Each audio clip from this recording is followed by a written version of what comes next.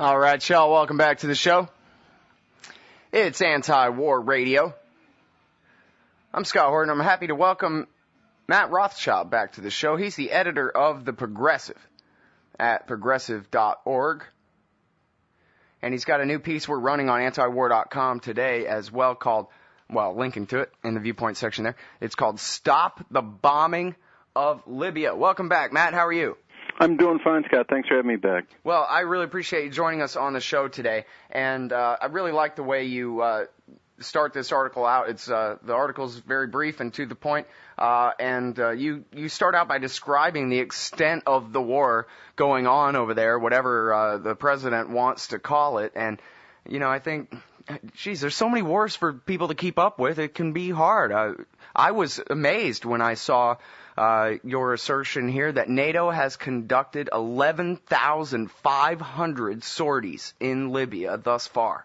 Isn't that amazing? I mean, here we have a campaign that was started ostensibly to protect civilians and impose a no-fly zone. Well, it didn't take, 11,500 sorties to impose a no-fly zone and to protect civilians in Libya from a imminent massacre. That was what we were sold. No, this is a campaign that's entirely different in its intentions right now. It may have been entirely different from the intentions that were sold to us at the very beginning. Because, look, there's no reason why these bombing raids should have continued after the no-fly zone was imposed, because at that point, Muammar Gaddafi could not have sent in his pitiful little air force to bomb those people who were supposed to be in such peril. So the no-fly zone and protection of civilians in Libya was accomplished really within 48 hours. And everything else since then has been something designed to do something quite a great deal more than what the UN signed off on, and that was to protect civilians. No, what's going on now is a campaign to get rid of Gaddafi and seize the oil in Libya for U.S. control of the oil supplies in the Middle East, which is, of course, what the Iraq War was largely about, too, and what our connivance with Saudi Arabia is all about for the last many decades. Mm-hmm. Well, now, there's so much there. I guess, first of all, it's, I think, probably worthy of note that no-fly zone. It's been months since we even heard anybody talk about that. I kind of almost forgot it was supposed to be a no-fly zone. Yeah, and it's certainly not applying to NATO. I mean, NATO's flying all over the place. And the amazing thing about Obama's doctrine here is that the War Powers Act doesn't apply. And the reason he's saying the War Powers Act doesn't apply, and if Bush had said that, I think the peace movement in the United States would have been in the streets in the tens and hundreds of thousands. Obama's reasoning just gives a justification for the next president to go in and attack any other country that doesn't have a decent air force or surface-to-air missiles, because what he is saying and what his lawyers are saying is that the War Powers Act doesn't apply right now because our military is not at risk of being killed. Because essentially we've so wiped out the Libyan Air Force and surface-to-air missiles that there's no chance that our bombers are going to be shot down, or almost no chance. And so they're not really in a zone of hostilities, which is what the War Powers Act was dealing with. Well, this is a crazy doctrine now, because the United States then has carte blanche to go attack any weaker country as soon as its air force has been obliterated. Yeah, well, and funny about that, the lawyer for the Pentagon and the lawyers at the Justice Department, they didn't buy that argument for a minute. They were overruled by the president. Yeah, it's extraordinary when the Pentagon's own lawyers want to follow the law and the President of the United States doesn't. That gives you an idea of just how far out there Obama has gone in expanding presidential war powers. This from a presidential candidate who played footsie with the left, played footsie with the progressive peace movement, said he would never unilaterally engage the U.S. military overseas unless there was an imminent threat against the United States, which there wasn't. Gaddafi didn't attack the United States. He didn't represent a threat to the United States. Secretary of Defense Gates even admitted that on TV. I saw him when he said it. And my jaw kind of drops because, why are we there if he's not a threat to us? And yet Obama has expanded this idea that he, the President of the United States, and, of course, future presidents can go start a war or at least a bombing crusade anywhere they want without asking Congress's permission, without getting congressional authorization. After all, the Congress has the sole power to declare war under Article 1, Section 8 of the Constitution. And now he wants to completely violate the War Powers Act, which he's violated 3 times times now. He violated it at the beginning because the War Powers Act says a president can go in without congressional permission at first if there's an imminent threat against the United States. There wasn't an imminent threat. And then within 60 days of that, the president has got to get approval from Congress. Obama didn't get approval from Congress. And then 30 days after that, the president is supposed to withdraw all those troops if he hasn't gotten congressional approval. And, of course, Obama hasn't gotten congressional approval and hasn't withdrawn the bombers. So he's really in illegal territory here, and he's kind of gloating about it. Mm-hmm. Well, yeah, I mean, that's kind of the funny thing here, right, is he's not saying, you know, like David Addington or those guys would have said in the Bush years that, hey, I'm the commander-in-chief and I can do whatever I want. He's not saying that the War Powers Act is unconstitutional. He's basically just using, declaring war on the Webster's Dictionary in order to wage this thing. That's quite a precedent set, it seems like. Yeah, he's kind of acting like Clinton here in his legal parsing of the language. It's just making a joke of the War Powers Act. I always opposed the War Powers Act because I thought it was taking away power from Congress. I didn't think Congress should let the president go for 60 days, go attack some country without approval from Congress. But far from adhering to the Constitution and the real requirements that our founders set up, Obama's going 180 degrees in the other direction, and it's appalling. Mm-hmm. Well, even the most libertarian, most strict constructionist type constitutionalists, I'm thinking of Thomas E. Woods, for example, which he's not constitutionalist, but very strict libertarian, very strict construction of the Constitution, where it applies.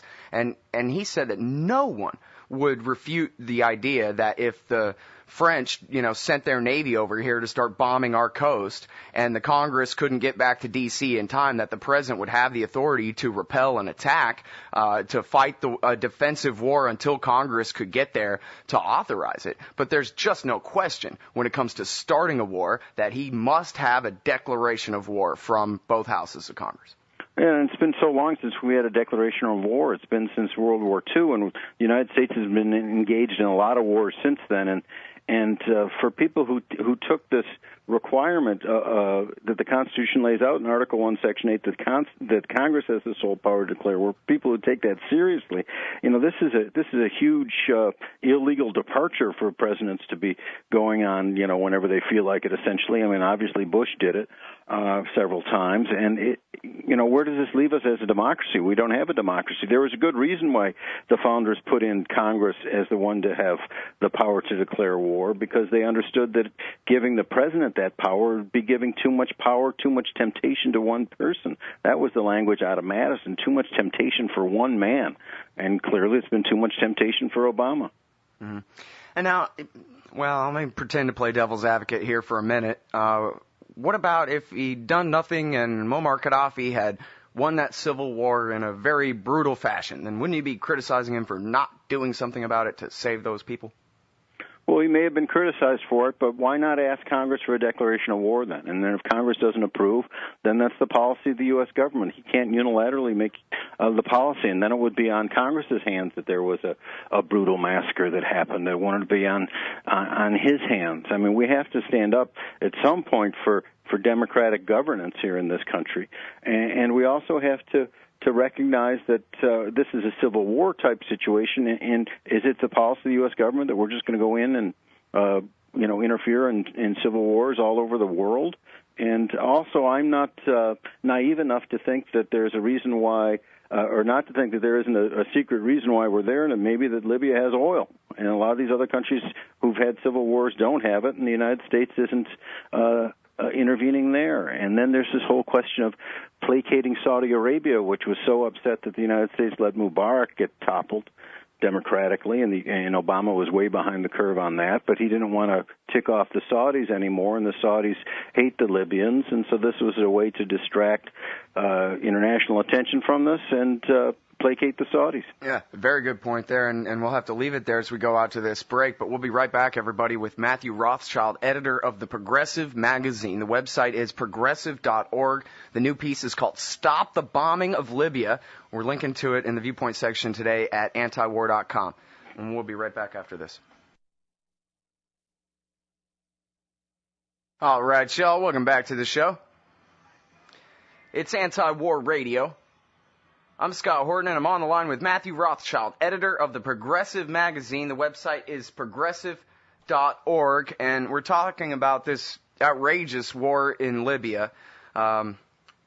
Matthew asked the question before the break, are we going to intervene in every civil war anywhere in the world? I got one. How about if China invades Mongolia? That's not a civil war, but even worse, right? Across an international border. Are we going to go save the Mongolians from the Chinese, or is there a limit on the ability of American power to do the right thing for people, all ulterior motives aside? I mean, what do you think, Matt? Do you think anybody in D.C. is finally getting their head around the idea that there are limitations on the Pentagon's ability to create reality? Yeah, well, I think the Pentagon's getting its head around that idea. Robert Gates, the defense secretary, has been talking about these wars of choice, and maybe they're not such a good idea. As he's just about to walk out the door, he's a little more free to speak his mind, I guess. But the point I want to make is on those ulterior motives, because I think when the United States invades or attacks another country under the rubric of a humanitarian intervention, 9 out of 10 times the ulterior motives are the real reason we're there. Iraq, we were supposed to free the suffering people of Iraq. We were there to get the oil. We were there because Bush wanted to say he was, a more macho guy than his dad was, who didn't topple Saddam Hussein, and Bush was Jr. was going to show Senior what a tough guy he was. And then, this Libya thing. Libya was an ally of the United States the last couple years, and then all of a sudden the United States turned on Gaddafi here. A civil war had begun. There's a question Dennis Kucinich has raised as to whether the CIA and some of the intelligence agencies from France and England and Saudi Arabia were behind the rebels who were attacking Gaddafi, and there was also certainly a part of a democratic uprising going on, so it's an amalgam of things. On the other hand, there are also reports that there was some al-Qaeda involved in rebelling against Gaddafi. So it's a real mishmash. And yet, all of a sudden, Gaddafi turned out not to be our ally anymore. He wasn't our ally at the beginning, and so it was easy to propagandize the United States population and citizenry and say, look at this crazy guy in Libya. We got to get rid of him now once and for all. But the reasons for getting rid of him, and actually Obama's been kind of dancing around that. He did say he wanted regime change, but the reason for getting rid of him hasn't been real clear. It wasn't that they want democracy to rule Libya. That's not exactly what's going on, just as the United States doesn't want democracy to rule Egypt. The United States wants to be able to control who governs Egypt and wants to control who governs Libya. And so that's the dance that's going on right now, and the American people aren't really clued into these ulterior motives enough, and I think that's what we need to discuss. The United States is not a force for good around the world. And this idea that the United States rides on a white horse or has a badge on and is going to go intervene to bring the forces of good to prevail against the forces of evil in these civil wars around the world, that's not what happens if you study U.S. foreign policy. Right. Well, and this is one of the things I was going to follow up on after your first statement there that I forgot about, but it's something that you brought up there again about the policy being changed from, no-fly zone to protect civilians to regime change. Correct me if I'm wrong, and I could have missed something here, but the best I understand about that, Obama actually made that official policy change in a joint op-ed in the UK Telegraph, right? With Sarkozy and David Cameron. They wrote this essay saying, okay, we want regime change. They didn't say that in a speech to the Congress or to the American people. Or to the UN, which authorized the no-fly zone. No, this has been a total bait and switch, and then that leaves Obama with the ridiculous position when the Pentagon's bombers are bombing Gaddafi's tent. You have Obama or his administration people saying, "No, we're not trying to assassinate Gaddafi." Well, that's a joke. He said he wants regime change. He's bombing the guy's tent. Of course, he's trying to assassinate him, but it's illegal for the U.S. to try to assassinate a foreign leader, and it's not justified by the UN resolution. So you have all these kind of rhetorical, verbal games that are being played that, Orwell would be kind of astonished at. Yeah. Well, and, it seems like to me if we just, and I guess, this is what we do for a living, right, is sit here and try to think a couple of steps ahead. Well, what does it mean when you take sides in a civil war like this? When you say, okay, our mission is to protect civilians, what that means in practice is Gaddafi cannot win. It means we're going to keep bombing until one of them finally gets him, or until it gets so bad they have to go ahead and send in the Marines to Tripoli and sack Tripoli, and then purple-fingered elections, and then training up a new army to, we'll stand down when they stand up, and the rest of this madness. How else are they going to get out of this without it just being another Bay of Pigs disaster? Well, I think they're hoping that, one of these bombing raids on, his tent or one of the buildings he's been in Tripoli is going to succeed. I mean, they have bombed his residence or the place where they think he's staying, it must be 5 or 6 times by now. Yeah, and killed his grandchildren and his son. It's just, it's amazing, and that people really don't care because Gaddafi's been so demonized. They tried, they missed him again. They got one of his kids, or they got one of the grandkids, and the number of civilians that this bombing effort has killed is beginning to rise rapidly. I mean, just over the last couple of days, there's been 15 or 19 in one place, 9 or 10 in another, babies killed. This is just totally immoral. And after you've flown these 11,500 bombing missions, of course the targets are going to become a little less obvious.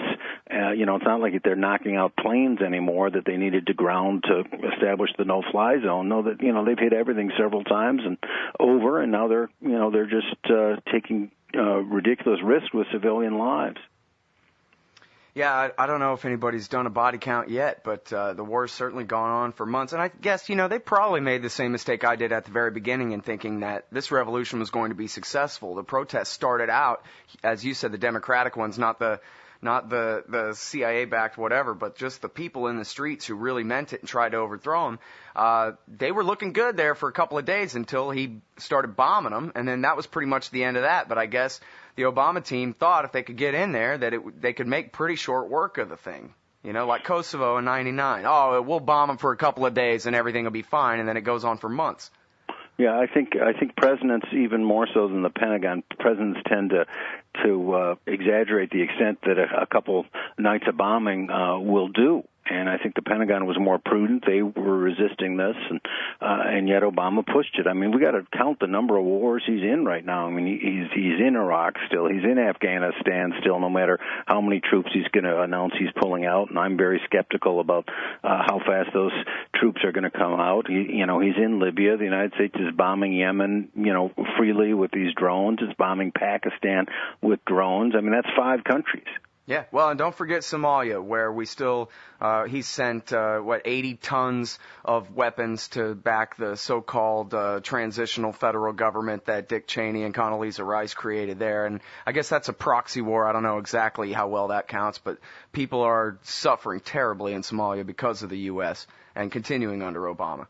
And a lot of this, goes back to Jimmy Carter saying that the Persian Gulf is in the vital interest of the United States and essentially, our 51st state. So that was the Carter doctrine, and in a way, Obama is continuing that. There's just tremendous continuity in U.S. foreign and military policy, no matter who is president. And when Obama was running, he saluted the foreign policy of George H.W. Bush, George the First, and that should have been a signal to a lot of us that there wasn't going to be that much change in foreign policy. Mm-hmm. All right, now I know you got to go, and we're already over time, but I wanted to give you a chance to address this. You bring it up in your essay here at progressive.org. Again, it's running on antiwar.com today. And you indicated earlier in the show you're a student of the Federalist Papers. There's one thing to do in a situation like this, and that is impeach and remove the president from office, right? Yeah, if we really believe in the rule of law and really believe in the Constitution, we should do what Dennis Kucinich suggested on this Libya issue, and that is to file articles of impeachment against Obama because he's just flat out violating the law, and that's our recourse. Right on. Well, we'll have to leave it there. I'm sorry because I got a lot more to ask you about, but been a great interview, and it's a great essay, and I really appreciate your time on the show today, Matthew. My pleasure, Scott. Anytime. Everybody, that's Matt Rothschild. He's the editor of the Progressive magazine at progressive.org. And we'll be right back.